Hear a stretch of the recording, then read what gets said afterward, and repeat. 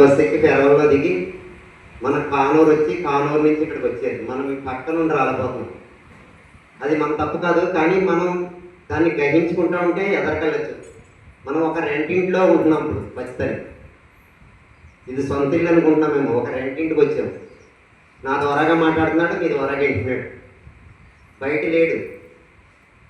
ఒక పిల్లవాడు ఆడుకుంటా బొమ్మలతో ఆడుకుంటా, నాన్నగారండి ఈ బొమ్మలకి ప్రసాదం పెడుతున్నాను, భోజనం పెడుతున్నాను, తింటలేదని అడుగుతాడు.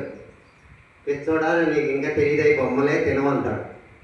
ఈ తండ్రి సాయంత్రం స్నానం చేసి మనం ఎవరైతే వెళ్తామో, యేసు అవచ్చు, అల్లా వచ్చు, రాముడు వచ్చు, కృష్ణుడు వచ్చు, సాయంత్రం నైవేద్యం పెట్టి దండం పెట్టుకుంటాడు. ఎదిరిన తండ్రి అయ్యి బొమ్మలే తినవంటాడు. మమాత్మ సర్వభూతాత్మ మనలో ఉన్నాడు, జంతువుల్లో ఉన్నాడు, అన్ని జీవుల్లోనూ భగవంతుడు ఉన్నాడు. ఆయన ఉన్నాడు కాబట్టి శరీరం కదులుతుంది, మెదులుతుంది, చూడగలుగుతుంది, నడవగలుగుతుంది.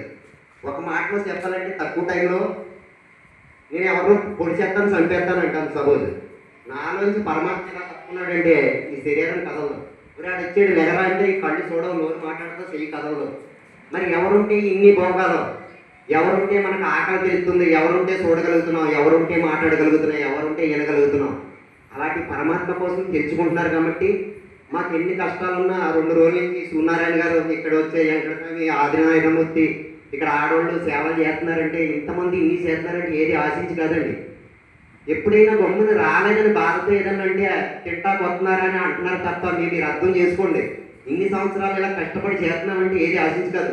సంవత్సరాలకు ఒకసారి శివరాత్రికి, వినాయక చవితికి, దుర్గమ్మ ఇదేంటి దేవి నవరాత్రికి పెట్టే భోజనాలు కాదు, నెల నెలా పెడుతున్నామంటే ఎలా పెడుతున్నారు, ఎలా చేస్తున్నారు ఈ సేవలకే మేము ఆనందం పొందుతున్నాం.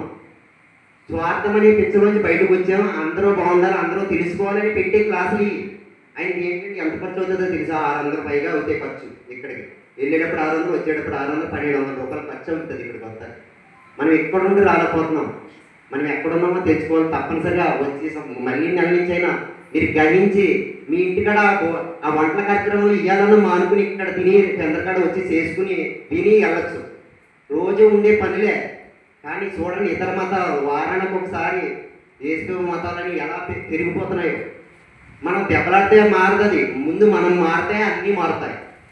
ఒకసారి గట్టిగా ధన్యవాదాలు తెలుసు సార్కి. ఎంతో ఎగరించి చెప్పినా కూడా మనం అర్థం చేసుకుంటే ఓకే అండి. కాకినాడ కాశీ ఎస్వీశ్వరరావు గారికి ఒకసారి గట్టిగా ధన్యవాదాలు తెలుద్దాం. మళ్ళీ